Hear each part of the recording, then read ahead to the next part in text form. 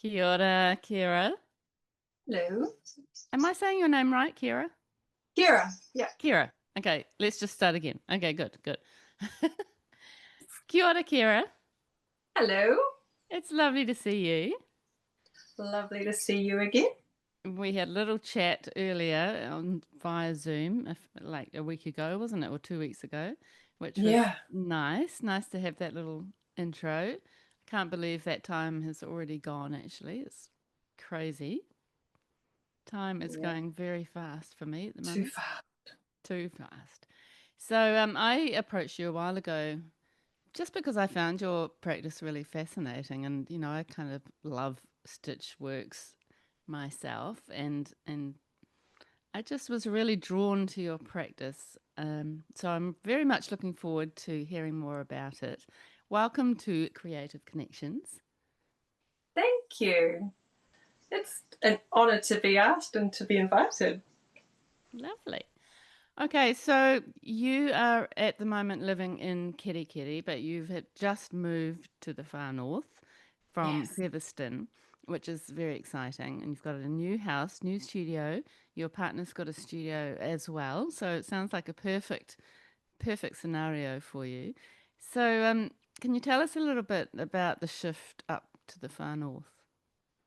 Oh, well, my partner is originally from Slovakia and I'm a Westie, um, West Aucklander, born and bred.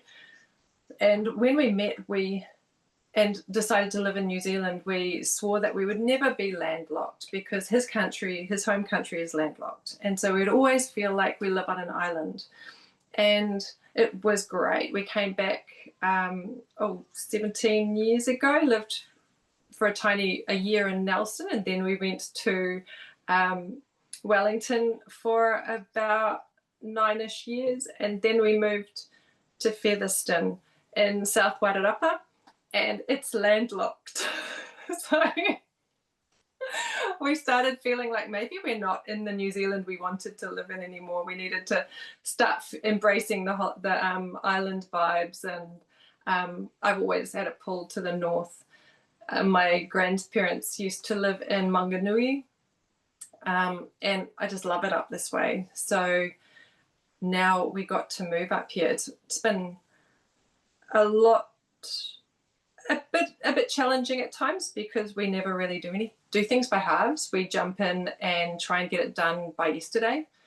And if things aren't being done by yesterday, we get really frustrated with ourselves. And so we moved in April, and I feel like now in the last month or so, just since about August, started feeling like I'm finding my footing here and relaxing into it, and I can enjoy my studio, and I'm feeling less stressed about having to create art and having to do it when you just don't want to, because moving was so, it just took all our energy trying to fit into here and Yeah, make it fit us. Yeah. I bet. It's so exhausting. I think moving house is one of the most exhausting things you can ever do. Yeah. I think it's one thing when you're flatting and then you move from one, because our house in Featherston, we didn't think we'd ever be able to own a house, because we're such flighty little travelly people. Sorry, I keep looking out the window. It's just really pretty. No, Yeah. look out there. I often do that. I sort of talk and stare into space. So please do. Don't feel like you have to keep looking at me. It's all good. Oh, but you're lovely to look at. I don't take it personally. we oh, I can't even remember what I was saying. Um, Something about moving. Yeah. about You're being moving when you move into your first house. I think then you start really realizing that you have a place that you can start accumulating life and things. And so moving from there to another, there's so much more stuff. yeah. So a whole lot of the move for me has been just editing out, getting rid of stuff, and just keeping the things that are really precious and useful. Yeah, that's such a Mm. cathartic thing to do, isn't it? And your Yeah. partner Mario is a tattoo artist, so he's sort of working from home in another studio. So you're a Yeah. very creative couple who seem to really fit together so beautifully, what I've seen on your Yeah. socials, the way you present yourself. Anyway, it seems like that. Yeah, we're disgustingly cute. And you look so cute together. Oh my gosh. Yeah. Yeah. We were lucky to meet each other. We we say that, you know, we had to travel the world to find each other, to find someone as nutty as each other to deal with us, because we feel like if we can, we each feel like we're quite difficult to deal with at times. um, and yeah, we give each other a lot of grace, and our relationship really is based on, and that's why we're being creative. Our relationship is based on the idea of, yes, let's support you to do what you want to do and grow. And if you say you want to do something, how do we do it? How do we do it? And just, yes, let's do it. And it's at the base of it is we say that there's freedom, that our relationship's about ensuring that we're each free to do what we want to do. I love Yeah. that. Yeah, so good. And so we do some bonkers stuff at times, but yeah. Great. Sounds amazing. It's perfect. Perfect relationship, Mm. in my opinion. So, Yeah. can we go back to when you were a child? You have always been captivated by textiles. So, how did that Mm. all start? Um, I think it started from being a kid who grew up in hand me downs, and I never got a choice really in what I was able to wear, or my bedroom, even what it was going to look like. Often it was things that were collected or given. And I remember discovering in the garage a tea chest full of fabrics, old fabrics. And mum just said I could go for gold and have them. And so and she also, well, go back a little bit earlier. I've always done things with my hands, crafted. Mum got me just even, I remember as a toddler probably being given snips and magazines and cutting out pictures and just sticking them in on pages. And then she taught me to hand sew. And so one Christmas, the whole family got um, buttons attached to a bit of felt as a bookmark. I must have been 5. So I've been hand sewing and beading things, and then when I wanted to make slightly bigger things, Mum dug out my great grandmother. I think it was her hand sewing machine, a Singer sewing machine, and she didn't trust herself to teach me on a an electric machine. So until I got to intermediate school and could learn that at sewing, I was making things on a little Singer sewing machine, which I love. I love the mechanical nature of it. It never gave up. It was just the best machine. Mm. And I would just make doll clothes and bags and pencil cases. And sometimes, oh, there was a really good, I made a pterodactyl for a, for a science thing, all sorts of things. And just figuring out how to make I love figuring out how to make a 3D shape from a 2D form. It's Yeah. very engineering. I love that. Mm. Yeah. So So interesting, isn't it? That it's come all the way back from there, you know. yeah. And was your mum into sewing and that kind of thing as well? It's just no. No. She's a great knitter. She's a very, very neat knitter. If you give her a pattern or a recipe or something, she's great at, she can just knock it up and follow perfectly. Where I think I would have been quite difficult for her to teach because I'm the opposite. You You give me pref a recipe, I leave out the most important ingredient. Really? The amount of cakes that didn't have baking powder in that I made as a kid, or you know. And you um, prefer not to follow a pattern when you're sewing? yeah, or I make my own. I love the maths involved in making patterns. Mm. I'm quite weirdly, I suppose, an odd mix of very abstractly creative, but also very mathematical. Yeah, and And that I really love comes data. through. That comes Mm. through your artwork hugely, doesn't it? Yeah. Yeah, at one point, I remember my printed pieces. Someone came into the Greytown Gallery where I had them, and they said, I said something about math, and they said, your scarves actually look quite mathematical. And I looked at them and I went, oh my gosh, they're just a bunch of line graphs. Yeah. But also some parts of them are quite symmetrical, aren't they? And they're Yeah. quite mathematical patterns. Mm. Yeah. Yeah, trying to figure out how. Sometimes I like to just lately I've been letting nature be a bit crazy because the other stuff, the sewing things that I do is so tight and I get really obsessively rigid with it. So it's really nice just to go, oh, let's just see what happens with all of these leaves. And I kind of have this idea, but I'm going to be loose and just have fun. Yeah. Yeah. Yeah. I So love there's that. no And your practice we'll get onto in a second, but you've got the sort of it's almost like three series of works. mm, The changing landscapes and then your ink-free printed fabrics, which are yeah. exquisite, and then your Venn of us or your sort of Venn diagram inspired fabric works, which again are very mathematical. It feels like you're sort of combining that kind of mathematical interest with a lot of sort of human experience expression. Like it's sort of a lovely Mm, balance, and it's not always a common balance, that sort of maths with that sort of much more kind of what would you say? Um, yeah. thinking about well-being and Mm, emotion and all those other things. You sort of combine those two elements of life really beautifully through your work. mm. Yeah, it's interesting. Mario and I have talked about it since he started me developing my art, because he never used to like abstract work at all. He's a color realism tattoo artist, and so he really loves precision and the old masters and beautiful color realism work. And he couldn't understand mine, and then I said to him, yours is the way you see the world, and what you show is how you see the world. What I do is how I feel about the world. And then he kind of went, yeah, that's it. And that's the Mm, difference in our thinking and how we work with it. So yeah, yeah, he's a lot more visual with what he sees and interpreting that, and I'm kind of, wow, what's our connection here? yeah. And It's how so are we feeling interesting. about this? And I Yeah. find it so fascinating that some artists or some people are sort of just head that abstract way and some really don't. Like it's quite a sort of there's quite a deep divide between in a Mm, way. And it's like it's something that's in you that needs to be expressed yeah. through that particular form. Like where does that actually come from?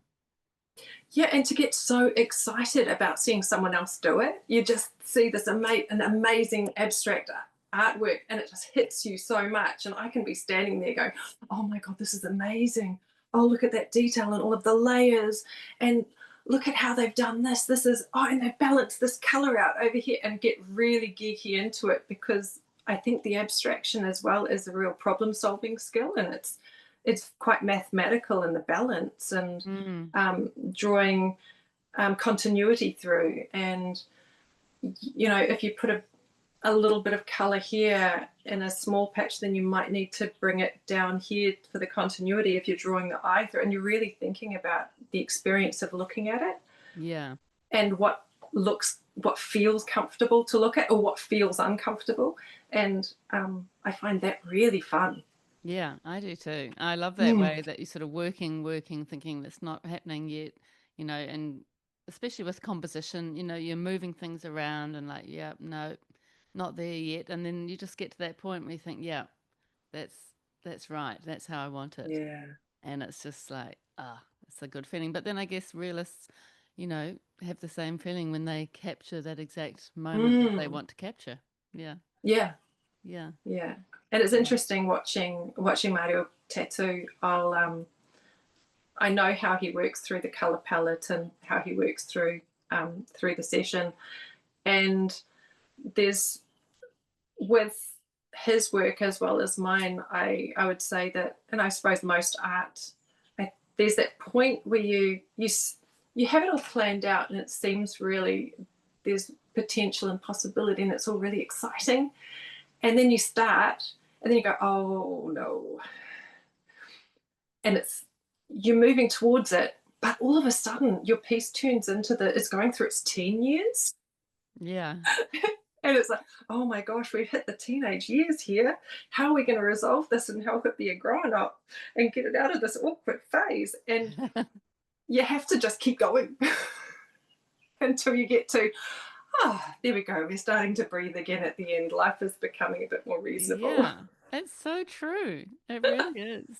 And sometimes with works, I guess abstract or even not abstract, you've kind of got to let them, give them a bit of space, like put them in Mm, timeout or something like that, and sort of come back or just keep looking yeah. at them, and it is that analogy of the teenage years is quite true. Like it's a bit like that with Mm, with your kids as well. Sometimes it's like just go away for a minute and I'm going to yeah. gather myself and and it's Mm, and it's just that time that you need it to reflect and to sort of observe and just to really look closely and then you can come back to it. Yeah.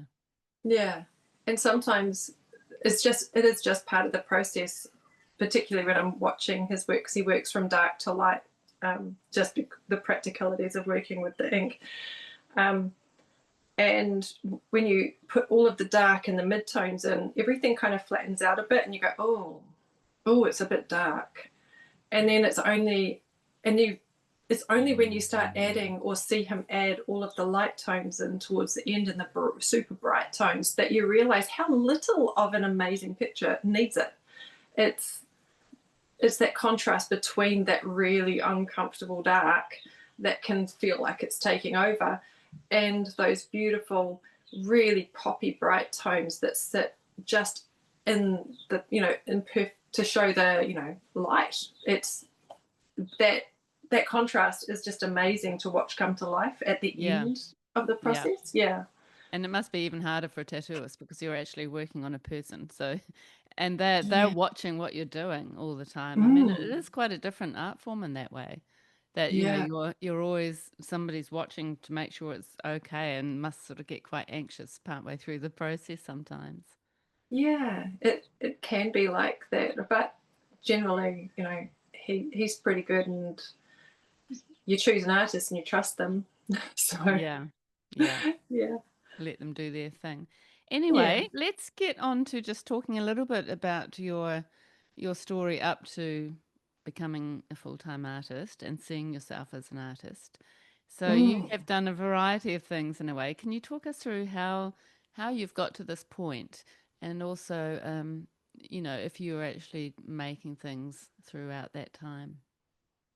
Well, my love of fabric took me all the way through high school.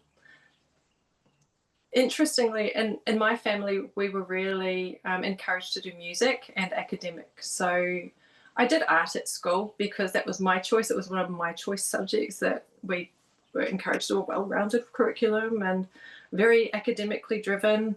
And I also played clarinet from, I think I was 9. And in our family, it was like the highest achievement in my family would have been to be a classical musician when I grew up. And I thought that I'd want to do that, but also be a fashion designer. And towards the end of high school, I decided to apply for fashion school instead of anything else and gave up the music slowly towards the end of high school and went to AUT and did a fashion degree. And then I realized afterwards I loved studying, absolutely loved studying. I'm such a geek. So I loved studying towards it. And then I ended up working as a pattern cutter. But I think the tough thing at that time, because this was in the mid to late 90s, the tariffs were lifted and the global economy really began. And so the fashion industry in New Zealand, a lot of the production started facing a huge amount of competition from overseas. And so I worked as a pattern cutter for a short while and ended up just going, oh, I'm going to do my big OE instead, and went to the UK and became a barmaid. Um, But part of the decision not to really go back into it was because I grew up in the Waitakere Ranges and grew up hiking and loving trees, loving the environment. And it was only when I really began working in the fashion industry that the reality of it is becoming more and more disposable and kind of going against what I ethically believe in. That really hit home for me. And so I started, I suppose, trying to find other things, but I was always making little things or sewing or I suppose painting or just doing things that were creative along the way. But yeah, I ended up leaving the thing I thought I would love the most. Yeah. And you didn't think I need to make my own sort of ethically made range, or you weren't thinking like that at that time? I think that whole idea would have intimidated me far too much at that point. And it was still early days of the internet and sourcing things and stuff. So for me, I wouldn't have even known where to start. And so I ended up coming back to New Zealand and working as a tour guide, an eco tour guide, taking people hiking into the beach for a living. Nice. Which was great. A good job. Yeah. Yeah, it was excellent. So I took tourists out around the Waitakere Ranges every day for my job. And that was lovely. And then I decided to go to teachers training college and train to be a teacher. But then I loved the training for it because I love learning. But I was the worst teacher. God, I didn't even last for August. Really? Yeah, it was terrible. It was not for me. I loved the learning, and I think I was just put myself in the wrong situation. And yeah, I still needed to figure out more how I best would work in the world on my own to, kind of figure out myself first before I got in a classroom full of teenagers. Yeah, fair enough. And particularly the subject that I was taught to teach, because I did a fashion degree, I was the soft materials technology teacher or the sewing teacher. I never took sewing at high school. I was an academic, and so I didn't quite know how to approach even teaching to those students because I was never one of them. So it was just a bit of a mismatch from the start. Yeah. I wish I could have done it better, but yeah. Yeah, it wasn't for you. No, and that's come in really, those skills have actually come in really well down the track anyway. Yeah, well, that's good. And you actually started making, like, sort of 3 or 4 years ago, was it, when you started making your scarves? Or are we jumping ahead too much here? Oh no, we're fine. Well,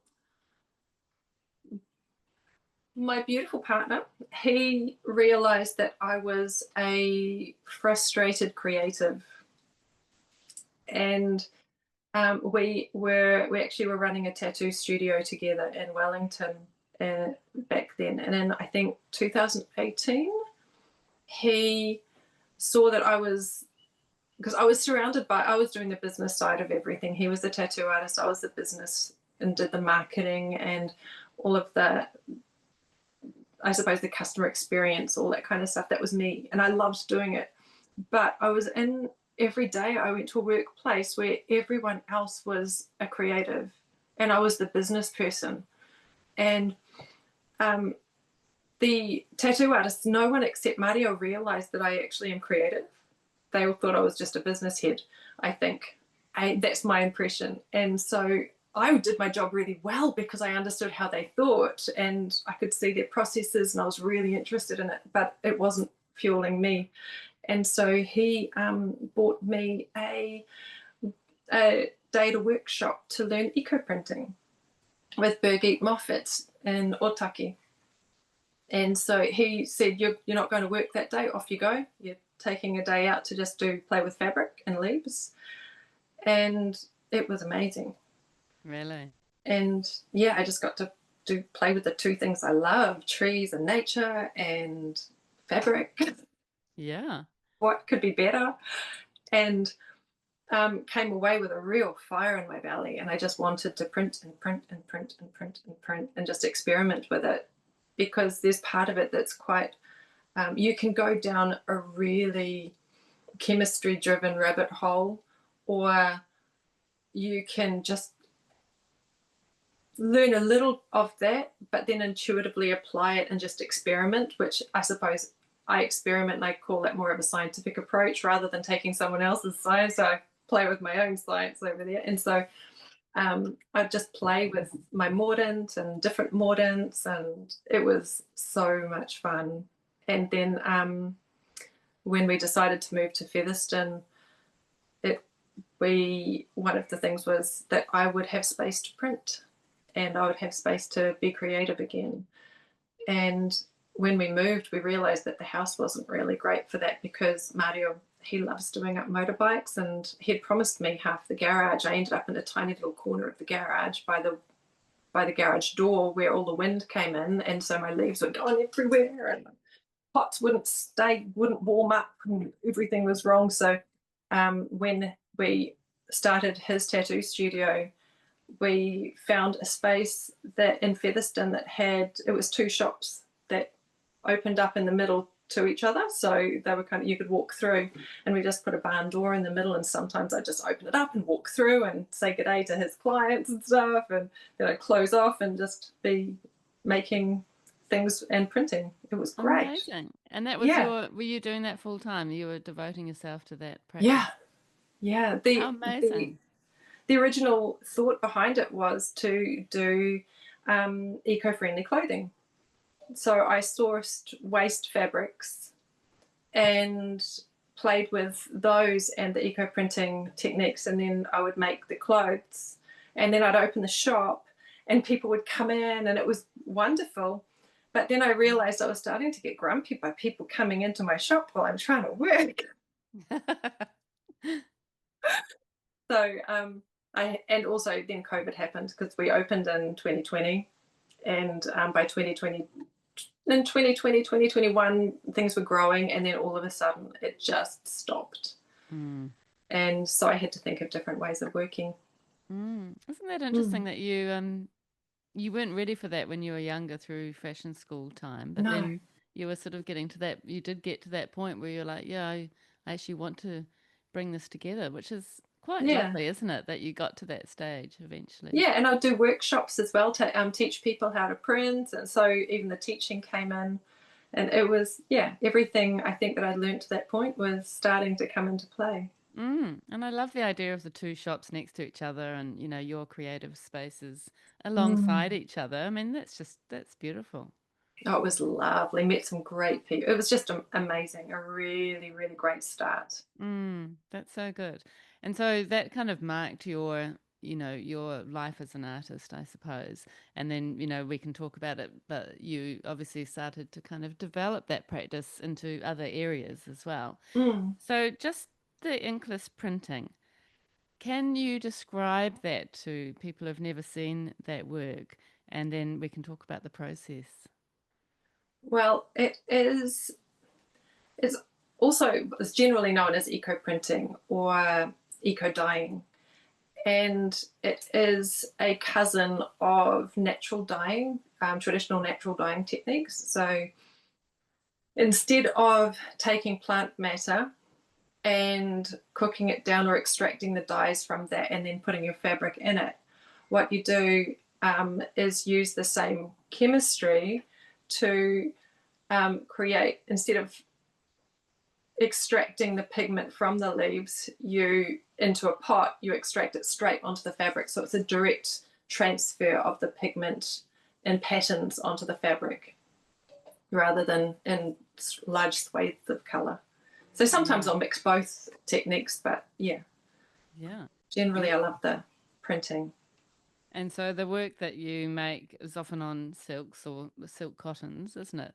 And you Yeah. can actually see the defined shape of the leaves, which is Mhm. different to that whole sort of pigment kind of coloring of Mm, fabric, and it's yeah. so beautiful and so it's so interesting, sort of pattern wise. And then I Yeah. love the way the different colors come out in sort of different strengths, and it's just got such a soft, beautiful feeling about it. Can you talk Mm. about how you actually sort of transfer the shape of the leaf onto the fabric? Well, you just said that you get the variations of softness of print. Sometimes things are darker. Sometimes there's more or less pigment in the leaves. Um, where you source the leaves from, what the plant's soil chemistry is doing, the time of year, whether it is just coming into leaf, if it's deciduous or it's got really strong chemistry in the leaves in the middle of the season. It all comes into play. So you start becoming really, really aware of your surroundings and what the trees around you are doing. Um, yeah, so what I do instead of I can pre-treat fabrics with mordant, and I What use is what mainly what is silk and mordant? a mordant is chemist. Well, it's generally um, a metal acid mix. I don't know, even ask me the chemistry at the moment, but it's generally a metal compound that is help. It helps. Mordant means to bite. It literally comes from the Latin to bite, so it helps the pigment be color fast in the fabric. Right. And I like to make one that is also, it's, some people call it a mordant, some people would say it's more of a color mover or a color changer. And I make mine out of iron and rusty things. I very much followed what I loved, the way that Birgit Moffat taught. And it was more about what you have around you and what's in your environment. So I collect rusty things and use vinegar. And then I will dip my leaves or I'll dip my fabric and lay them all out into the patterns that I want. Sometimes I want very intentional patterns. I've done a range of pieces that are all about the black sheep or the oddball. And so I'll have lined up all of these one type of leaf, and then I'll just have one that's a different color hidden in there. And it'll just be a slightly different species that gives a different color or something. Mm, And I'll lay them all out, fold and roll up my fabric into tight little bundles, and then essentially cook them. really? Yes, I boil them. That's And fascinating. it smells amazing, especially if you've got lots of eucalyptus in your pot. It's just, yeah, it's beautiful Mm. to on a good printing day. And do you have to tie up the bundle so the leaves don't move? Yeah. Really tight. The tighter the better. If you sometimes it's actually nice to go a bit loose because then the colours will shift and bleed. But if you want a really crisp, you get a knack of being really Mm. ruthless with your twine and all sorts of different techniques to get clean prints versus shadowy ones coming through. It's yeah. And sometimes I'll pre-dye with I love using cochineal. I order in the little sorry vegans, I order in the bugs and grind them up and make a dye pot. Oh, wow. That's But interesting. yeah, What sort of bugs? it's a cochineal. It's a little scale insect from Mexico. Really? Yeah, or they grow them in a bunch of different places really. But get bags of cochineal. They look like they're dried when they come, and they look like these beautiful little gems. They're Really? so gorgeous. Yeah. Wow. That's really Mm. interesting as well. And do you when you actually tie up your bundle, do you get the marks of the twine as well? Sometimes I really want it, and sometimes I won't want it. It depends. If I want it, I will process my bundle in a dye bath. So then the dye will seep through in the parts that aren't tied. And if I don't want it, I will either steam or boil in clean water. Mm-hmm. Yeah. And sometimes at the moment, I've just got what's called a dirty pot going. And that is just a whole bunch of bark and leaves and metal and water in a pot that it's like a beautiful stew that just keeps giving. That's incredible. So you're basically making a pigment of some sort, and for those ones you don't have the actual leaf shapes. Is that right? Oh, I I have the leaf shapes. I'll show you. Oh, don't. Maybe we won't show No, because it we're won't talking show on audio. voice. Yeah. Just describe. Yeah. On the inside of the bundle, you'll see the leaf shapes, and it's just at the end of the bundle that the dye will come through. Ah, So it might wow. only be the last 20 centimeters Mm, that will have it. Almost looks like a fringe effect at the end. I love that. And Mm. what form does the metal come in? All sorts of rusty irony bits that I find in, yeah, lots of rusty things I find all over the place. I have to say that one of my favourite spots for finding it was out behind the Featherston railway station. Really? There are all sorts of beautiful clunky bits of rusting metal sitting out by the tracks there. So And so the pigment, the rusty pigment that's just right. comes sort of leaches out of the object of the metal. Some people actually, yeah, some people use it to print, and that's amazing. People who live on farms and things have all sorts of beautiful rusty pieces of, I suppose, nuts and bolts and things that they bundle up, and it looks amazing. I don't do that. I just use it really for the iron. And the iron for me is part of the mordant process, or the color fixing process and color shifting process. It makes everything slightly cooler and more purpley, and helps to make it more color fast. Mm, So I beautiful. use it for that. It's a real science, and I can see that it's actually, your sort of academic side and your mathematical side is coming through very much through the Although process. there is a good portion of the I can't follow a recipe to save myself side, um, in that anyone listening to this who's into eco printing, my terminology is probably all up the spout, and they'll be correcting me left, right, and center. But I'm doing a thing and it works. Yeah, So I'm and just going to that's keep playing. yeah, and that's how you like to work. You're Yeah. sort of more of an organic process than a sort of step by step Yeah, I instruction. like to learn the technique until it becomes somewhat intuitive, and I think that's how I learn once it becomes just a fun part of, oh, what happens if I do this? Oh, I'll remember that for next time. Whereas a lot of people will make endless notes, and that's how I probably should be doing it. But my notes are, oh, that bit of fabric, I think I remember that I did this other thing to, oh, let's try again. And Yeah. I'll just, yeah, I'm a bit gung ho like that. Yeah, but that's how you like to work. And then I Yeah. guess through that, you're probably more likely to create your own personal style because you're sort of, it's a bit Mm. of free form in there, which Mm. is a good thing because that's how you like to work.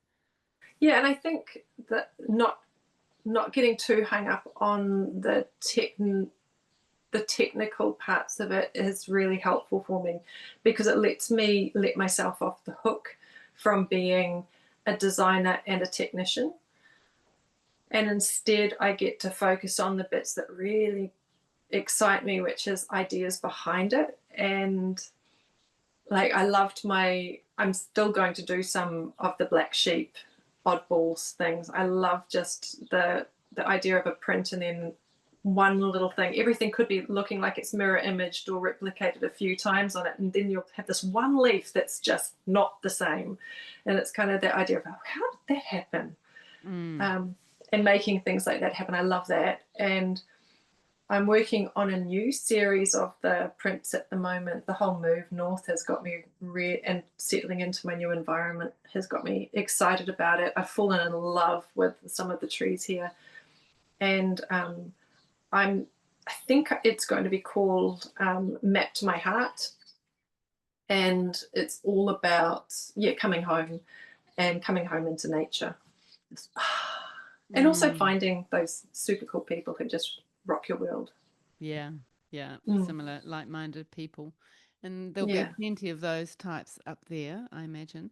And as Mm. far as the actual, I mean, you've mentioned eucalyptus, but what other trees and leaves do you like to use, and do they respond differently to the process? Yeah, and it's interesting because in Featherston there were so many oak trees, and that prints the shape I kind of like, but I love the color. I get quite lovely purpley grey colors, and really lovely crisp clear prints. I haven't seen an oak tree since we moved, so We're about to go down to Wellington for a week and a bit, and one of my favourite trees from down there, another one I can't find up here, and that's a silver dollar tree. I put it on Facebook. Does anyone have a silver dollar tree? I'm trying to order them from local nurseries. I'm going to go and source some from, pop into Featherston with my secateurs in a bag, and raid my favourite trees there and bring it back on the plane. Good idea. But I love here there are some amazing stands of eucalypts in Keri Keri, and I just love the canopies and the light that comes through. It's interesting because I just posted the other day, the younger me would have just been, oh, bloody eucalypts, these trees that aren't even native and they're taking over the place, and I would have been so horrified by them in such huge number, and now I'm just, I really love them. The leaves are elegant, they give such beautiful color. Look at the bark, and then you've got the gorgeous once the bark sheds, the trunks are amazing and smooth and it's just so gorgeous to look at. So I'm really excited about those at the moment. And I love pohutakawa and I love kapuka. Pohutakawa, the aerial roots as well, are amazing to print with. They give almost lightning bolty lengths of shapes and things. Beautiful. Yeah. And it's quite nice that you've been sort of forced out of what you know, and sort of, you have to source from a different area of New Zealand. Yeah. So it's kind of making you, learn about new things and experiment further, which is a good thing. Yeah, it can be frustrating though, because some of the silver dollar gives a beautiful bright orange color, and most of the leaves, they give kind of browns to greys. It's not particularly exciting, so to lose an anchor in your color palette, that's why I'm a bit kind of, I need the silver dollars in my life. So it's just a natural pigment that's in the different leaves. It happens to be different colors. It's so strong, and in wool it comes out really well, and you don't even necessarily need a mordant to bring it through. It's just incredible. It's one of the amazing leaves. I think we call her I suppose people who eco-print would call the mother of eco-printing India Flint, and she's in Australia, an artist who works over there. The story has it that she discovered after this, I don't know if this is an old wives' tale or if she wrote it in a book or what, but in my mind it is that after some very damp weather, she noticed that her chickens had been sitting on their eggs underneath the gum trees. And when she collected the eggs, they had leaf imprints on them. And the eggs, of course, are a protein. The shells are made of protein, and the silk and the wool are protein fibers. And so being a fiber artist, she started applying those techniques to get like the heat and the moisture to the fabrics with the leaves, and eco-printing was born. Amazing. That's a good story. But it's a great story, isn't it? I hope that's the one she wants. I hope it's true. Anyway, even if it's not true, it makes sense. Yeah. Her work's amazing. Yeah, she's a lot more free and earthy than I am. I get caught up in the maths and the why and the social stuff. So can you explain, you do make scarves, and sometimes you just make sort of lines of fabric, don't you, that can be made into dresses. I did see on your Instagram that a beautiful bride, used your fabric. Oh my God, that dress was so beautiful. Yeah, I've done some really lovely commissions for bridal stuff. One was a bride who was marrying in Martinborough.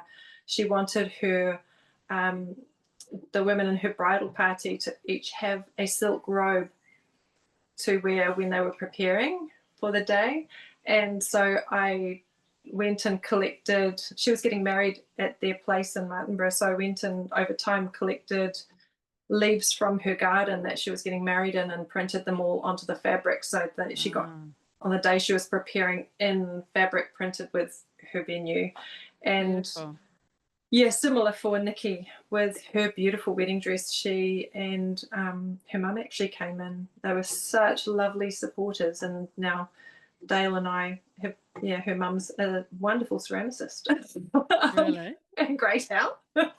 So yeah, that was wonderful. She wanted quite soft things for her wedding in Greytown, so I played with quite soft prints for her. So And beautiful. sometimes I've been asked to print the bridal bouquet into a scarf, so as a keepsake as well, which is really beautiful. Nice. That's so cool. I Hmm. love that. And you make the fabric and then just pass them the fabric and then they got it made. For the robes, I did all of it, but for the dress, I recommended a friend of mine who is an amazing pattern cutter seamstress who would have had a much better setup for what she wanted and would have done it so much quicker than me. Mm. So I kept the fun bit for me and passed on the fun bit for her. So it Yeah, turned into a exactly. beautiful collaboration. Yeah. That's a beautiful collaboration. I love that. And Mm. it's just such a meaningful process for the bride to have something made out of, where she actually got Mm. married. I just think that is really stunning. And you Yeah. you title your scarves, don't you? Or is it different batches? Sometimes I title the batch. Sometimes the scarves. For a while, I was giving them titles. I think that's where my tally chart started really coming from. Um, I would just call them after where I got the leaves. So the coordinates, geographical coordinates, the pin on um, maps Yeah. where I got the leaves, and sometimes they were just favoured areas for me. So I'd do that. Yeah, I'd also, at one point, I was printing from the gardens of Wharakoho estate, and they have my scarves in their gift shop that were printed with the leaves from their garden. Beautiful. Yeah. So I get Yeah. some fun jobs like that. It's wonderful. Yeah. And so how do you actually, I mean, we'll start talking about your other series as well, but how do you manage this part of your practice in the way that, how do you manage your week so that you're dyeing and making things and do you have places that you actually have to stock or, how do you go about getting your work out there and selling it as well? Yeah, I had a good setup really for a while in Featherston and was supplying locally quite nicely and was really supported by the community down there and in South Wairarapa. Um, but since the my fashion stuff, the design stuff, kind of came to a bit of an abrupt end during COVID, um, I had to start thinking about how to keep working smarter and in a new way. And instead of focusing on my shop because no one was moving, that's when I started shopping my things around to other outlets to get them to sell. And I found that my scarves were best aligned with really gallery work. So um, Aotearoa um, Museum have my stuff there. And I started really doing more commission based pieces. Mm, So I'll mm. print and do things, but since we've moved, it's interesting. Since we're in flux, I've let that settle a little bit, and I think I started really looking down on the work. I had to move from going back. Mm. I had to move from making garments, which if I'm making everything, um, I have, in order to sell a lot, you have to create quite a range of sizes and shapes and things, and then hope that you sell a few of those and you end up with a lot that you have to sale off at the end. And so instead of doing that, it became a practicality that scarves fit everyone. Yeah. You can put it on your wall if you want. Everyone can wear them. They're great. It's like a handbag or something like that. So Yeah, and you can wear them in I, different ways as well, like you say on the wall if yeah. you wanted to, or it could be over a curtain rail, over Mm, a window, or it could be round your waist or, yeah. round your head. And I do some really big square ones sometimes, and they make really great tops if you know how to tie them right. Yeah, yeah, they Um, would. yeah, so I started doing just that one and really coming honing in on a one option that I split into. I do beautiful, I chose my favorite fabrics that print beautifully. I'd done so much research by then that I knew exactly what I wanted to print, knew the sizes that I wanted to do, and just narrowed it down to make it really manageable, that I could make it, I could work on selling it, and I could find outlets or sell it myself. And so I make my own scarves. I ordered the fabric and made them. I hemmed them because I'm very fussy. Yeah. And And what is your favorite fabric to use?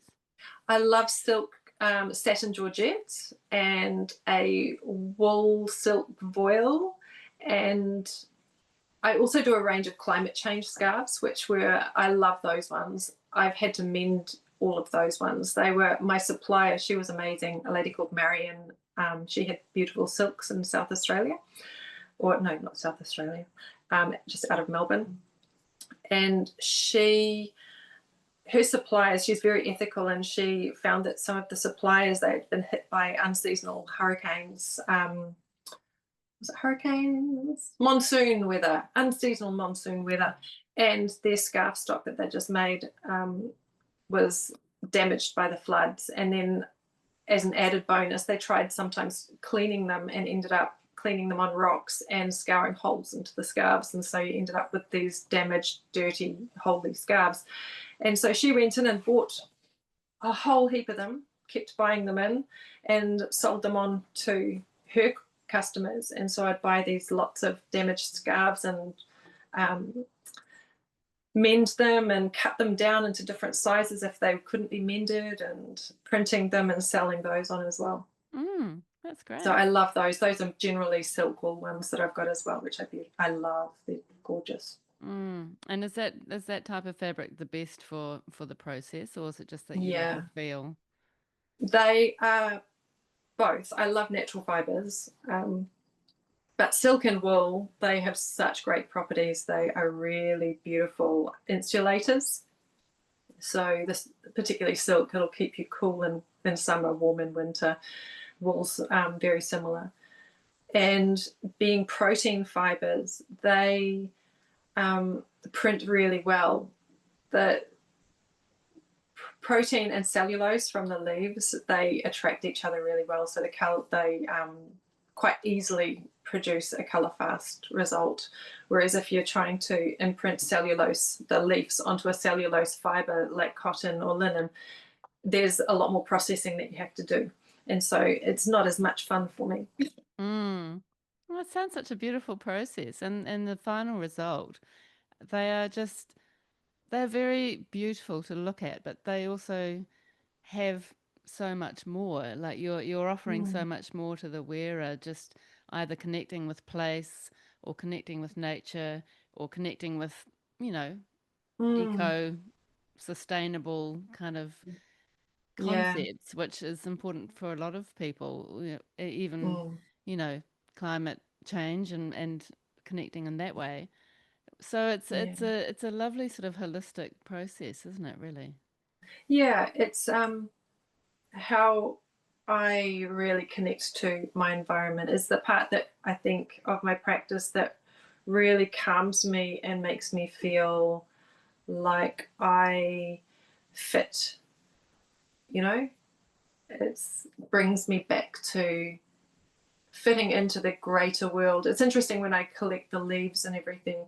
Um, I think some people might say, you should learn a karakia and do it according to certain rules, but I find that you naturally do that. You go out into nature, and I'll observe for a little while. I'll go to the trees that I really like, and I'll be looking for something in particular, maybe, and I'll look at the leaves, look at the trees, go, what is calling to me today? What are you going to allow me to take? Is this going to work? And I'll just start kind of talking to the trees around me. I look like a complete weirdo when I'm out there. Talk to my trees, get so excited even about windfall leaves on the ground. They're just beautiful. I just love picking them up. They're great. But the best ones I find are from the tree. And when you spend enough time with them, sometimes I just find that all of a sudden the branch of a tree will kind of come down, the wind will push it down to you, and it'll have exactly what you're looking for. And I'll be, oh, Really? thank you so much for pointing that out to me, may I? And chop it off, and it becomes a real connection with the world, and it's really lovely. It's really Yeah. anchoring. Yeah, I can imagine. It's a Mm. beautiful part of the process. It's really, really special. And do you, just finally, very quickly, do you draw up designs and that kind of thing, or do you just kind of arrange and see what happens? With the scarves, I'll often source lots of reference images. For a while, I was really into Art Nouveau type stuff and um, Baroque embroidery, and I'll just bring a bunch of images up and look at the symmetry, and then look at my leaves, and I'll kind of see that as sketching straight onto the scarves because I'm limited with the size of my pot and how I have to fold them and things like that. So I will have an idea or a concept and maybe have reference images, or I'll just go with a concept that I want to show this idea and play with how do I show this idea. And Mm. yeah, I'll sketch onto the scarves, because if I screw up, I can turn the scarves into something that I'm sewing on, or Yeah, I can exactly. reprint it. So, or I can Yeah, pop it it's in a dye great. pot. There's lots I can do. Yeah. So you actually sketch on with pencil onto the No, fabric. I sketch with leaves. Oh, right. So Yeah, you're I using the just leaves. commit. Yeah. So you're actually placing the leaves. Is that what you Yeah. mean by sketching? Yeah, sometimes I'll lay it all out and then I'll just place the leaves with no mordants, nothing like that, and just have a look at how it's all going to look and imagine it, and then kind of, okay, and then I'll mordant each leaf one by one and then put them back down where I had them. Okay. Yeah. Yeah, so I'll plan it out sometimes if I'm doing something quite, yeah, like the ones on my website, some of those are very mirror imagey and quite, yeah, they're very geometric. So yeah, I did it that way. Mm. That's your Yeah. math. That's your maths coming through. And are Mm. you measuring or are you just using your eye? Sometimes I will have points measured on my table below, so I'll just put bits of tape where halfway is going to be and where the ends of the scarves are going to be, and I'll put almost a grid of masking tape under my work. So Mm, that's a I good will get a idea. little bit, yeah, I'll get a little bit mathy with it. Yeah, that's a really good idea using masking tape. And Mm. where can you see this range going? I feel like there is so much potential on sort of different scale, or could it Mm. become something that is more designed specifically for a gallery as an artwork, or what ideas have you got for the for this part of your practice? Well, now I am. I had my core range of scarves, which for the climate change, the georgette and the silk wool, which I made all of the scarves myself. I'd buy in the fabric by like 10, 20 meter lots, and then cut it and make them. But now that I'm doing more with the vends and the landscape pieces and sewing, I don't have so much time, and it just means I'm spread a bit thin. So I'm in the middle of testing different scarves already brought in, and it also means that once you add commissions on and things like that and retail markups, I can offer a different price point rather than be charging at a fair hourly rate for me to be making the scarves. I've got plenty of those scarves to offer as my premium ones, Yeah. which I love the most still, and I think I always will. But I'm also having a great time playing with ready-made scarves, and Mm, yeah, that's a good they idea. yeah, I'll be Mm. hopefully finding places and galleries and shops for those soon. Yeah. And I wonder, I Mm. mean, there is the Keri Keri market on Sundays, which is quite a good market. But Oh, whether that's your market, I don't know, because I guess you have to charge a bit more than your average scarf. yeah, and especially once you have something in a gallery, there's that element of I can't charge a different price anymore. I've True. got to include the commission, right? And so um, I am aware that I'd rather be selling them through. I'm planning actually, I think, to start up my website again for as a selling platform where it wasn't for a while. Mm. Just because I went through a phase of I didn't really feel like my scarves were enough, and it wasn't, I wasn't being an artist properly. Really? So yeah, so I had What a bit of what made you think that? um, like I loved them, but it was that letting go of feeling like something that you wear is only fashion, because it's still the part of me that harks back to fashion and clothing. And now I think I had to cut that tie and allow myself to think of them as art. Whereas I'd always kind of go, oh, it's just clothes. And clothes can be art, but in my mind it has to be a practicality. It has to be, but now it's like, no, it can just be beautiful and bring joy. Yeah, you don't necessarily have to classify it, I suppose. No. And I think that a little crisis of confidence came through with that when I started the practice of sewing the pieces to be framed for wall, for just as art, just for the sake of looking at it. And I went, oh, well, this is art. So the other can't be. And it took me a while to reconcile that it's all art. It's Mm, fine. Yeah. mm. The And process, the thought, everything behind it, it's still art. exactly. Yeah, Mm.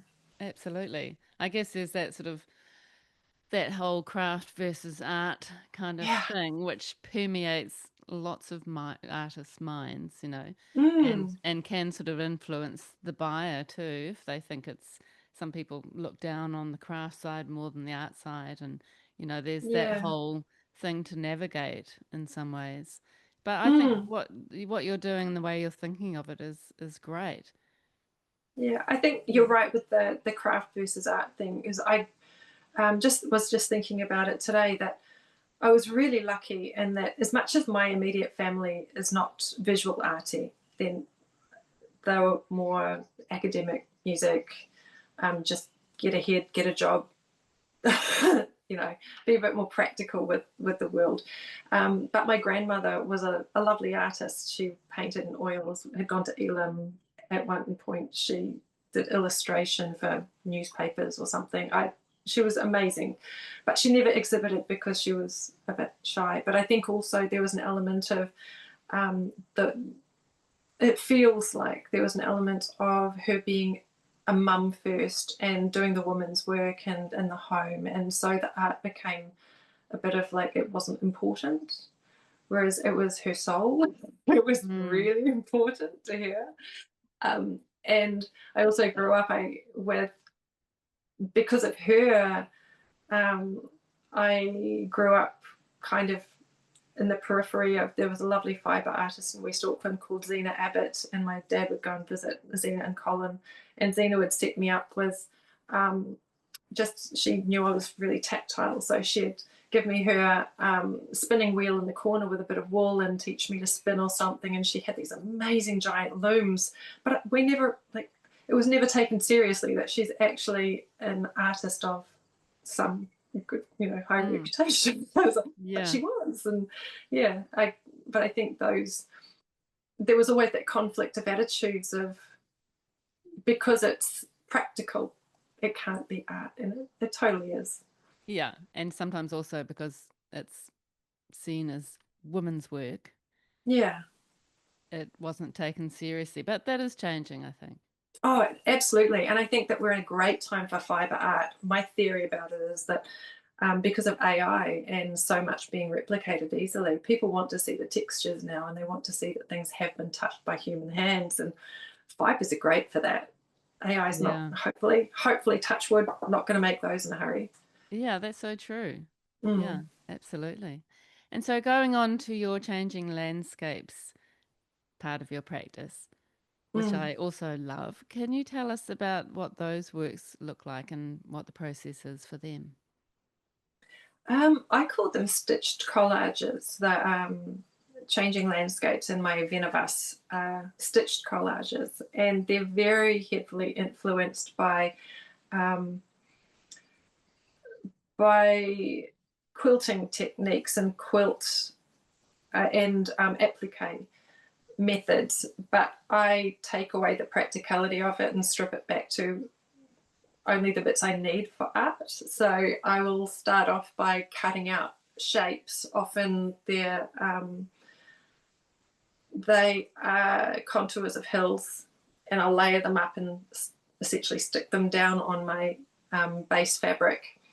And then I just stitch into them obsessively with row upon row upon row of coloured stitches. And I'll be playing with, oh, what does this colour do over here on this fabric? And what does it do over here on this other fabric? And oh, that's a cool contrast. I need this colour now. And I'll just, it becomes a playground once I move away from, once the intimidation of, oh, now I've got this beautifully laid out collage. Now I have to wreck it with the sewing. And there's a real fear of wrecking it because you don't want to be unpicking all day, and also a lot of it's silk that I'm sewing into, and so once you puncture that, it's gonna ruin it. Yeah. Can I do you want to just turn your light on because you're getting quite Oh dark? yeah. Oi. It looks quite light outside, but it's getting dark inside. Yeah. Yeah. I'm in the attic. It's so nice to be able to see some New Zealand sky, actually. That's Oh, beautiful. Yeah. it's gorgeous. Mm. Yeah. And my Venn of Us is all about intersecting circles. And I think my two big motifs that run through things, either on both or on one or other, is repetition of line, playing with different colors, tally charts and coding, just simple codes. I also love Roman numerals, so I'll play with numbers, but I've got an alphabet written out of my tallies, but it's not, 26 isn't Z, I'm not going to do. Yeah. So I've made a code for myself so I can write words and things in my pieces. And also scratchy swirly circles. So sometimes I'll repeat the circles, repeat around a circle shape a bit to make it look a bit messy. And that kind of, I was also, when I did a bit of tattooing for a tiny while there, and that was starting to creep in as a motif for pretty much all of my tattoo designs, was swirly circles everywhere. Really? Oh, I love So now that. it's come into fabric. I love circles. Yeah. It's such a beautiful practice that you've created. It seems so original and so, yeah, very sort of unique to you. But it's such a gorgeous way of basically drawing, isn't it? It's almost like you're Yeah. drawing with the thread. Oh yeah, an easy way to think about it. Sorry, let's go back to easy ways to think about it. The collage of the fabrics, you could liken that to broad strokes of paint on a canvas. And then if you want to go over that with thin pen lines or coloured pencil lines over the top of those swathes, that's, yeah, so the collage is my painting, and then when I get to my sewing machine, it's like playing with coloured pencil in obsessive, repetitive ways. Yeah, and it's again very mathematical. It's also very sort of the land, all the changing landscapes, obviously. It's the whole, as you were saying, the contour lines. It almost feels like mapping Yeah, and or sort of diagrams or the Venn diagrams. So it's really coming back to a maths again, as you said, yeah. but in a really sort of different way. Are you thinking of the Venn diagram or the Venn of Us series? Are you thinking of that like a Venn diagram in maths, that it's kind of combining and meeting in the middle? And what are your ideas Yeah, behind that work? for me, the Venns, it's all about the commonalities and differences that we have. So it's about us meeting other people in the world and what we show each other, what we choose to hide from each other. We might have these aspects or elements to our personality that we don't show readily, or some people we will show, and we'll find that we have that in common. So there'll be an intersection. Generally, with the pieces, there might only be one or two overlaps, and there's a lot either scratched and hidden somewhat, or there'll be a bold part that's there to see. but you don't share it entirely, or you don't have that in common, but you can appreciate it. So it's about the aspects of each other that we choose to show and feel safe showing, and finding, I suppose, comfort in each other. But also a couple of them are about when there is a lack of commonality, or not so much a lack of that, but more a discomfort in it. Because sometimes, yeah, you are uncomfortable in what you're showing or in the world around you with how you present. It can be, okay, I'm here, but now my world and those things that make me comfortable have just shifted or moved somewhere else. So my environment's a bit scarier, and it's more about how we feel. So, but ironically, when I'm doing those pieces, because the lines are so straight and repetitive, and it's generally one color for a while, I find those so relaxing to do, and I can just let myself off my hook of being in my head. I just get out of my head while I'm doing them and just enjoy it. And then afterwards I'll come back to, oh yeah, you're about this. Yeah, interesting. So you feel like you're expressing quite a bit of your own emotion through these works? Oh yeah. Yeah. A lot, I think. And also observations about people and how we turn up for each other. Because I studied psychology before we opened our tattoo studio, and I loved studying memory, childhood development, and I suppose happiness psychology. So elements of those come out as well in it, and how we see each other, and how sometimes showing up fully can put us in more vulnerable positions. And yeah, but Yeah. sometimes you kind of just have to do it to learn. Yeah, exactly. And Yeah. that whole sort of therapeutic mark making Mm. is, even though you're using a sewing machine, I can imagine it's very similar. And that Yeah. sort of repetitive process is, Mm. quite And cathartic. slowing down, it's quite nice to be slowing down, and because there's only so fast your machine will work. And sometimes if you go too fast, you're just going to make a mess, like drawing. Yeah. There's got to be some kind of intention to it. And yeah. Mm. And how do you like your viewers to respond? Are you giving them any clues to what you were thinking, or are you interested in them sort of responding in their own way? Um, I give a small uh, description of it, but I'm happy if people don't look at the description. I really love the idea that people see them differently, because for me it's about this thing, or an idea of how we relate, and that's cool. But the joy of it is that it's about people and how we see each other and show up for each other. So I love that people can pick one up and turn it up completely. It's upside down for me, but it's, oh, I love it this way. Cool, put it that way. Same with the my landscapes, the shared horizons. When people, I someone picked up one of my landscapes and put it completely, like turned it 90 degrees, and someone else went, oh my gosh, that looks so much like eyes. And they see, leaves and eyes and mountains. I'm thinking, yeah, I suppose that's all the things that I kind of, intentionally and unintentionally created those, because that's what I see. Yeah. But Yeah. it started out as a landscape, but it is those really emerging of the three ideas. So I Mm. love it if people put things upside down. And I think that's why I purposefully write in sticks, because if you put it upside down, it doesn't matter. Yeah, true. You're not all of a sudden looking at a word written upside down. Yeah, that's so good. And then your titles are giving clues too in a way, but not a very Mm. obvious clue. I love the way you've kind of got your titles really sort of fit with your different series, and they're quite sort of specific, and it's like you've Mm. decided on the kind of titles you're going to use for that particular series. So the Venn diagram, the Venn of us works are mostly just one word, aren't they? Like we Mm. or belong. So Yeah, how do you come up with the without titles?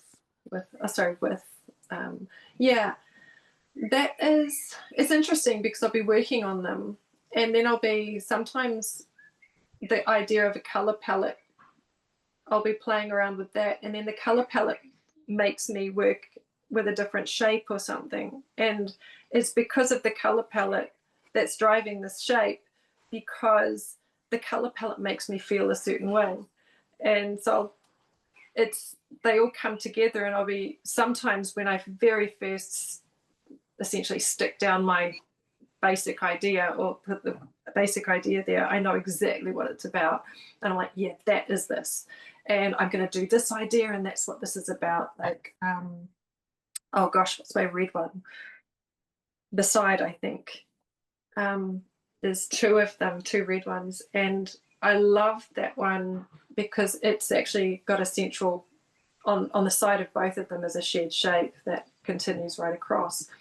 And so it's about two people beside each other in joy, and just how they completely rock each other's worlds. It's like, you know, me and Mario, and it's about love, really. And I knew exactly what that was going to be about. And I've just finished a big one, my first quite large one.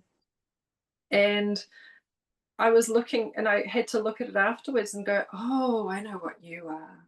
Oh, yeah. Aha. Uh-huh. And so and then that's led to, I haven't finished it yet with my code. I've got to stitch that in yet. And it's a whole phrase that it's really, it's got two words. It's the giver or giver, it could be. And it's about how some people give, and they can give and give and give. And sometimes they just give to takers. But it's the act of giving that's just fills their souls. So it doesn't matter that things are being taken, they're still growing. Yeah, yeah. Beautiful. Oh, it feels Mm. like your entire practice is really very mindful Yeah, yeah, in the process and in the result. yeah. It's yeah, I love it. It anchors me, and I think my beautiful partner, he was so wise sending me to the workshop years ago, and it was only really because those the stitched collages only came out really as a response to, I joined the Greytown Gallery and the Greytown Artisan Group a couple of years ago. I'm one of their founding members. And I managed to blag my way in there with my scarves. And I thought, gosh, and I got in there and I'm like, oh gosh, all of these artists are amazing. Oh gosh, what do we do? And I have to earn this now. I really have to earn this, and I have to work my ass off. And the first exhibition threw a spanner in my way of thinking, because it was like, I think it was a circle. And I'm going, scarves aren't circles. How am I going to do this? And so all of a sudden I had to think of things that drape and you wear into putting something on a wall or on a tray, and it really challenged me to think outside of my existing ways of creating and moving to a different area that just made me really excited to work.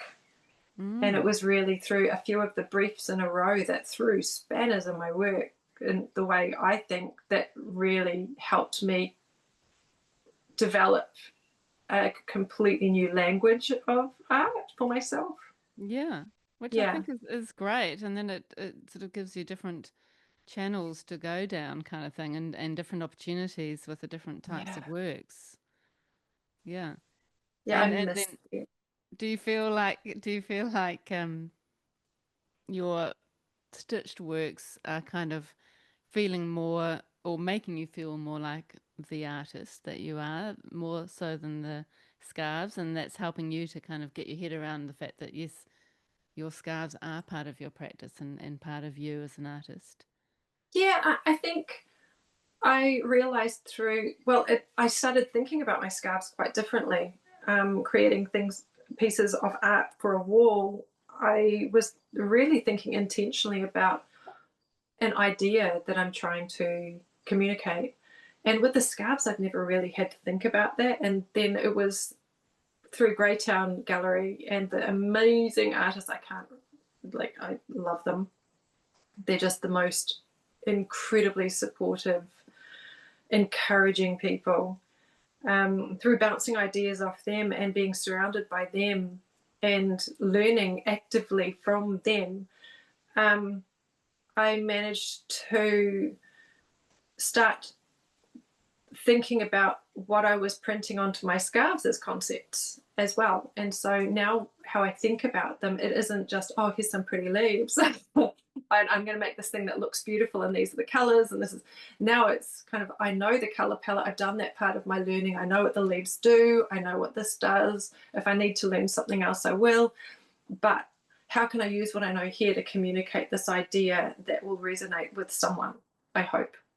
And so that's where the idea of the last two, the oddballs and black sheep, and even the places, I started really naming them with intention. And then also the last ones I've just had feedback because the Map to My Heart pieces are the start of the series, but I also created them as part of a commission. The first few of them were a commission. And I just had feedback from her today, and she was just, oh my God, how did you do those hearts? Because there are actually hearts on them. Really? And just hidden. And I'm approaching the hearts quite differently. So, and it's a motif that we all can relate to in some way. Well, the kawa leaf is quite a heart shape, isn't it? I wonder if you can use that. If only it would print well. My gosh, I can't get a decent color out of it. Oh, No, shame. I cut leaves into shapes. Sometimes I've done polka dot ones and all sorts. So, Beautiful. I yeah, love that. And I I love get a that bit you're, inventive. sorry, I get a bit inventive. so good. And quite experimental, aren't you, really? Yeah, I just love playing with it and kind of going, will this work? What happens if I do this? Will it still look any good if a leaf's not a leaf anymore? Yeah. Yeah. Or can I make people believe that this isn't anything to do with leaves? Could it be Yeah. something completely different? Yeah. I love that idea. I think that's very cool. And I love that you've, pushed yourself through the artist community you're a part of. It's kind of pushed your practice into another area, which is really informing your original series. And now they seem to really work so beautifully together, which is fantastic. Yeah. Yeah. Yeah. Every day I kind of start my day for the studio. I'll go for a little jog or a walk out away from home. I have to walk off the property and then walk back in. And I like walking through a part of the neighborhood or through a bush track or something nearby where I can I'll walk out, and then on the way back, if I come back the exact same way, if it's one way there, one way back, by the time I'm coming back, I kind of just fall into myself and I'm ready for the rest of the day. And if I don't do that, there's always a bit of antsiness. I have to go and do something. I have to do. So I call it leaving the compound.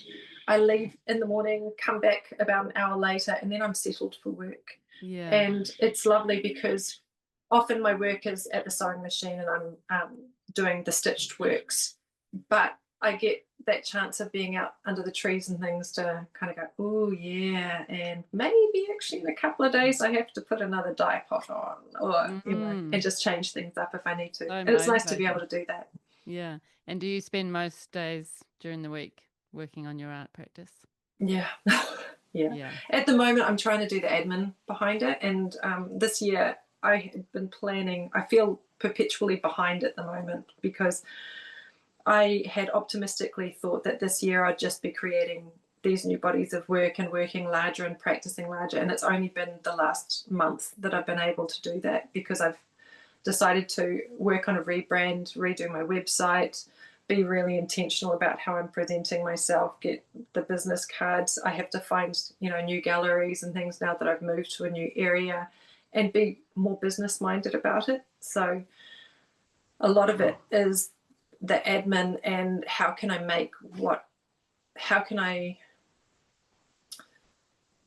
think about it as rather than just get stuck in the art, also learn the business of it. And I'm at the moment working on prints and how that would work for me, and I'd really been reluctant about printing my fabric pieces, because then it's no longer a fabric piece, and how do I reconcile that? And I've figured it out, so I'm excited to start putting those out there. Yeah, I But think that would be beautiful. And you still really get a feel for the texture, I imagine, through good printing, good reproduction. yeah, but I'm actually, yeah, planning to always have something stitched on my work, I think, Mm, or some element of, yeah, the yeah, tactile that you could reach out and see the difference or feel that's it. a Yeah. great idea. And even maybe Mm. your tally charts or your coding could be something Mm. that's done by hand on top. Yeah.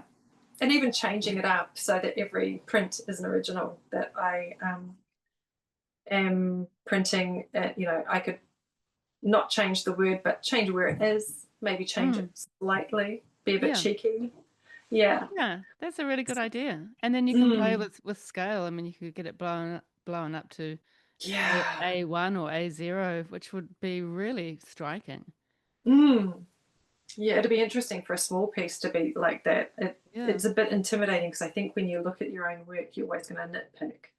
And then Mm. to have it gigantic in front of you, it's a bit like hearing your own voice on the answer phone. Or on a podcast. Yeah. Oh my God. Yeah. Oh, that's really interesting. I'll just stop that for a second.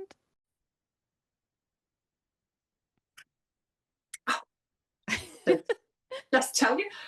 Yeah, I was just saying that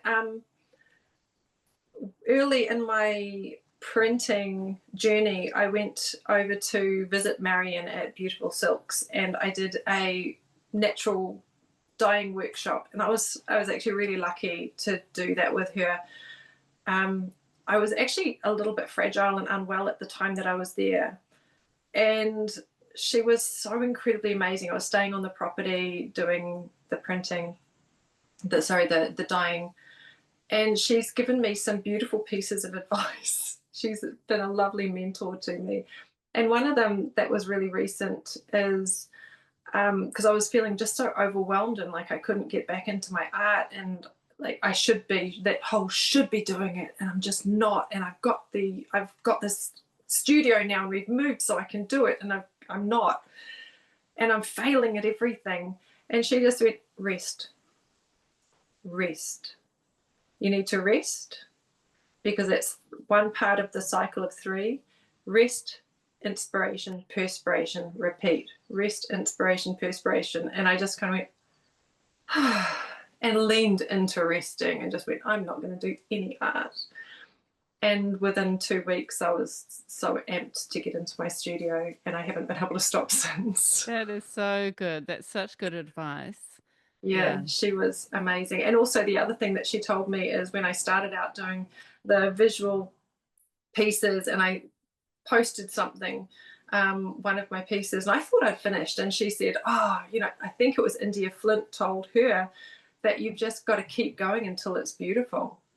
Just keep going. And I was just, oh, okay, I'll keep going then, and carried on working into it, where I thought I'd finished, but I think I just got to that point where I was scared of mucking it up, Yeah. and I just had to get past it. And so she's given some beautiful pieces of advice. That's so good. And Mm. that resting and just allowing for a little bit of headspace is Yeah. so important. And being an artist is work. And sometimes Mm. you need a rest from work.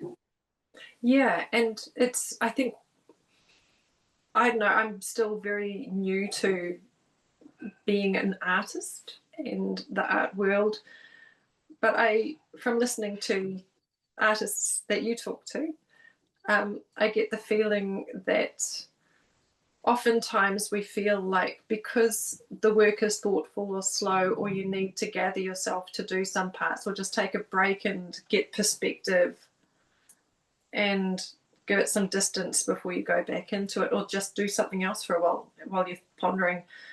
I think we don't see that as being useful, but those are really useful parts of the process, Mm. and And you then need often, to include them. That yeah. it's And once you've actually art. exactly, and once you've done that, you're often more productive, or things go Yeah. better anyway because you've allowed yourself that space. Yeah. Like Hmm. that's my leaving the compound in the morning. I go out all full of gusto, and by the time I come home, I'm like, okay, now I'm settled. Now I am slow enough to do this. Yeah. You're Got rid of ready. some energy. So good. And you are in Keri Keri, as we said, and you have Yes. recently joined Little Black Gallery, which is I, amazing. I'm so excited. I was really thrilled. I'd been not quite cyber stalking, but I'd been following her quite closely on social media before the move up, and went and met with Anna and showed her my work. And she's she's got some of my work in the gallery now, so that's really lovely. And she was so enthusiastic and wonderful. So That's great. yeah, I feel like I'm Yeah. finding home. Yeah. And you'll find your artist community here through that connection, probably. Yeah. She also before I saw her about my work in the gallery, she encouraged me to enter Coast, which is the art trail up here in over Labour weekend.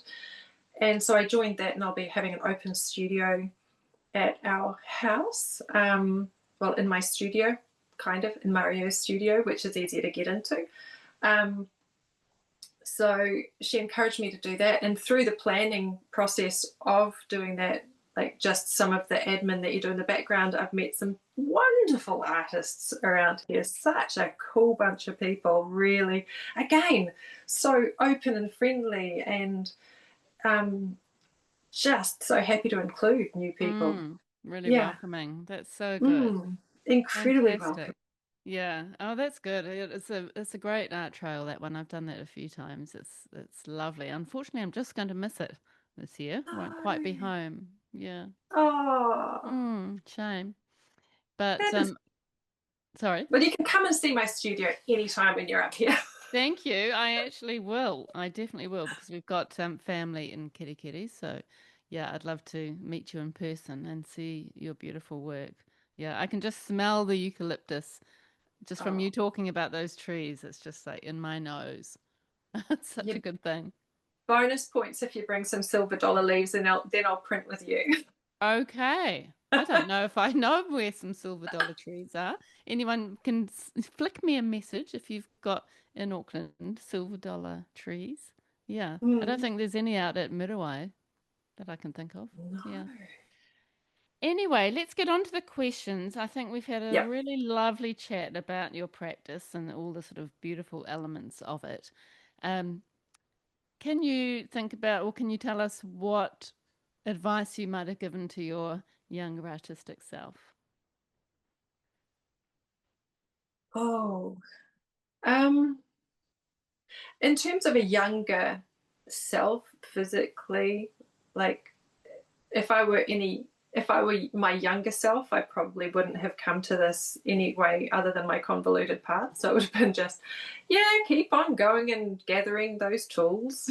Um, but to my younger art self, and that the person who began to, I suppose, join the art community a few years ago, just everyone's as vulnerable as you are, and everyone's feeling it. We're all in the same boat. So don't be too intimidated, I think. Yeah, approach it with joy and humor. Yeah, and an open mind. Yeah, so Yeah. so true. And what was one of the most pivotal moments of your becoming an artist? Oh, I. There have been a few.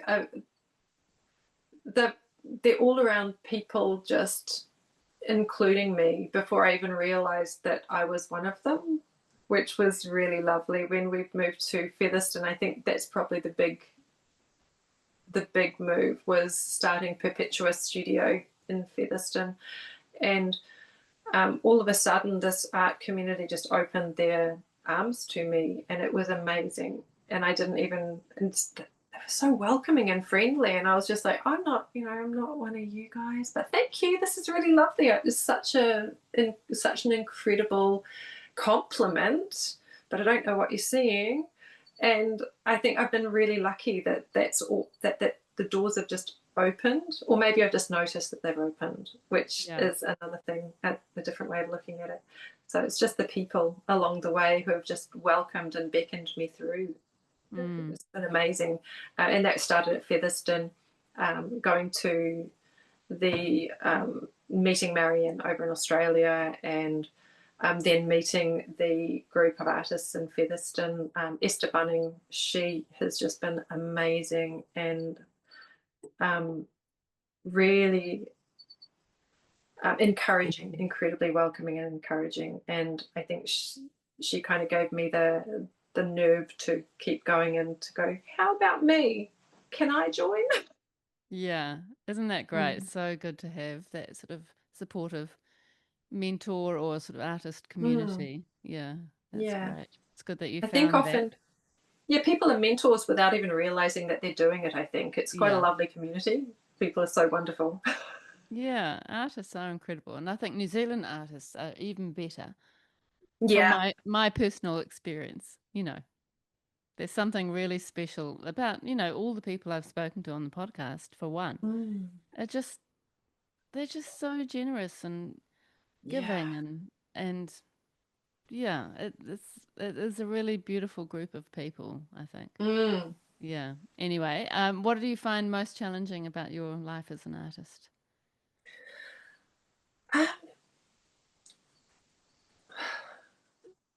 The most challenging, I suppose, is really figuring out how my practice works for me, how I work within it, and letting myself off the hook a little bit. That I don't have to be working 100 miles an hour all the time. I can be considering and contemplating, and often that will make things better. Yeah. Yeah. And just, yeah, gung ho into it. Although there's a certain joy when you're absolutely in the mix, people talk about the flow state, but you're in that and just churning through a bunch of things without even realizing it. Mm, yeah, that's so good. Well, it's been lovely to meet you, Caera, and I am very excited to see what you managed to achieve up in the far north, which is such a fantastic place to be working. And I feel like, the two of you have found your place for the moment. Mm.